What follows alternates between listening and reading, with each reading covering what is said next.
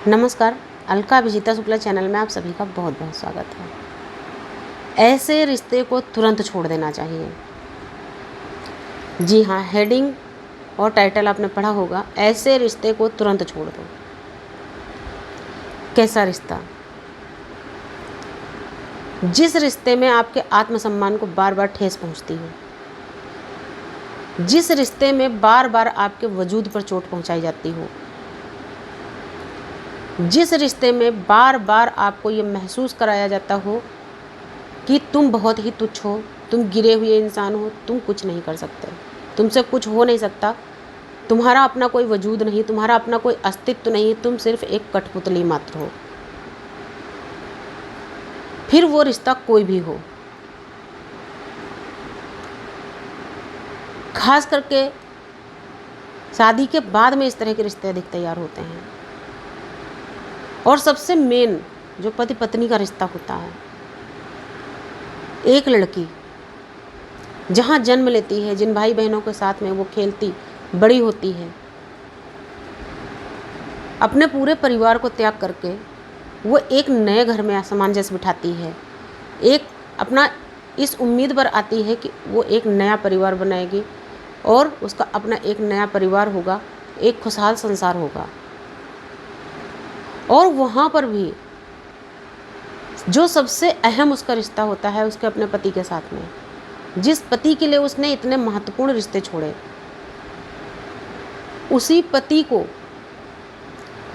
खुश रखने के लिए वो बहुत बार उस परिवार के अन्य सदस्यों की कई ऐसी चीज़ों को सुन करके, ऐसी बातों को सुन करके अनसुना करती रहती है या बर्दाश्त करती रहती है, जो कि बर्दाश्त के लायक नहीं होती। लेकिन फिर भी इस उम्मीद पर, नहीं, मेरे पति मुझे समझते हैं, मुझे इनको खुश रखना है, उनके लिए वो दुनिया भर के लोगों को जोड़ कर रखना चाहती है, उनकी सेवा में लगी रहती है, उनका ध्यान रखती है, सब कुछ करती है। लेकिन जब वो पति ही ना समझे, फिर वहाँ रहना कितना उचित। कई बार ऐसा होता है कि बेटियों ने अपने माता पिता छोड़े, अपने भाई बहन छोड़े आपके साथ के लिए। ये दुनिया की रीत है, हर लड़की ब्याह के दूसरे घर जाती है।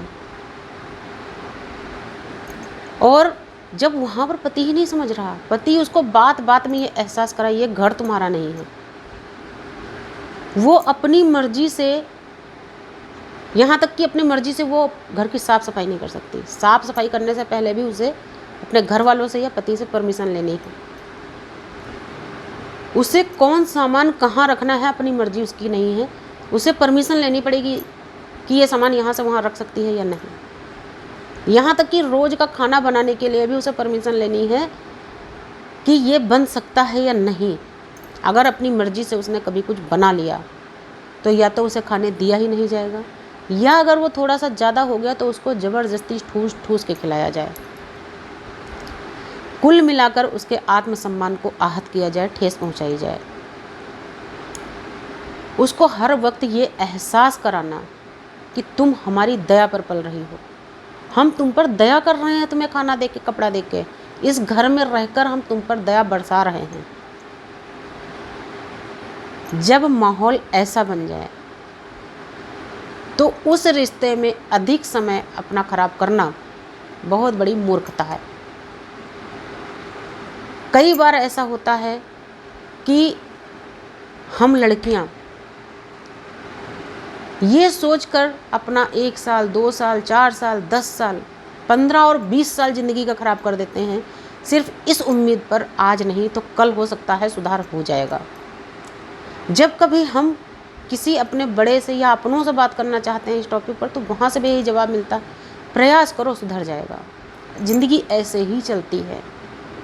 अब होता क्या है, ज़िंदगी के 15 और 20 साल आप गंवा देते हैं, लेकिन फिर भी उस ज़िंदगी में तिनका भर भी परिवर्तन नहीं होता।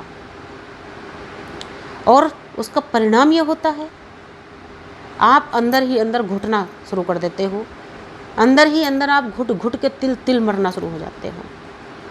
और जब घुटन हर वक्त हमारे दिमाग की घुटन होती है, हमें मानसिक रूप से हर वक्त घुटन होती है, तो हम कई तरह की बीमारियों का शिकार हो जाते हैं। माइग्रेन, बीपी, शुगर,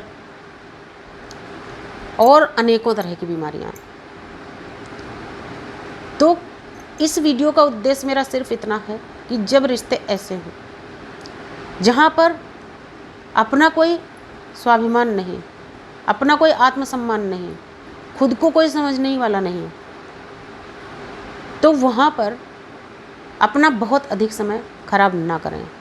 क्योंकि इस दुनिया में ईश्वर ने हमें भेजा है, तो हर व्यक्ति के अंदर ईश्वर ने कोई ना कोई ऐसा ज़रूर गुण दिया है कि वो अपने लिए 2 रोटी का इंतज़ाम कर सकता है। क्योंकि ईश्वर इस दुनिया में जब किसी को भेजते हैं तो ये पहले ही निश्चित करके भेजते हैं आगे इसके जीवन में होना क्या है। भगवान ने आपको इंसान बनाया है, 2 हाथ पैर दिए हैं, दिमाग दिया है सोचने के लिए। अपने दिमाग को इस्तेमाल करें, समझौता करें, लेकिन इतना नहीं कि अपना स्वाभिमान, अपना आत्मसम्मान मर जाए। क्योंकि आत्मसम्मान और स्वाभिमान को खोकर जीना इस जीवन से बेहतर है मर जाना। और रोज़ रोज़ तिल तिल करके घुट घुट के मरना उससे बेहतर है एक दिन में मर जाएं। तो एक मजबूत डिसीजन के साथ में अपने जीवन को एक नई शुरुआत का मौका दें। ऐसा नहीं है कि समाज में कोई अकेला नहीं जी सकता। अगर पति को पत्नी की ज़रूरत है तो पत्नी को पति की ज़रूरत है, क्योंकि यह एक ऐसा रिश्ता है, ये दोनों ही एक दूसरे के पूरक हैं। लेकिन अगर कोई एक व्यक्ति, चाहे वो पति हो या पत्नी, अगर कोई एक समझता है नहीं मेरे बिना इसका कोई अस्तित्व नहीं, इसका कोई वजूद नहीं, मेरे बिना ये जी नहीं सकता या जी नहीं सकती, तो ये उस इंसान की बहुत बड़ी भूल होती है। क्योंकि कोई भी किसी के बिना जी सकता है। बस यह है हमारे समाज का ताना बाना ऐसा है, हम सभी एक दूसरे के पूरक हैं, और ख़ास करके पति पत्नी।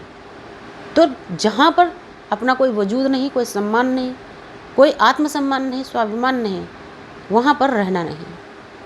अपनी एक राह चुनें और अपने जीवन को आगे बढ़ाएं। नमस्कार, धन्यवाद।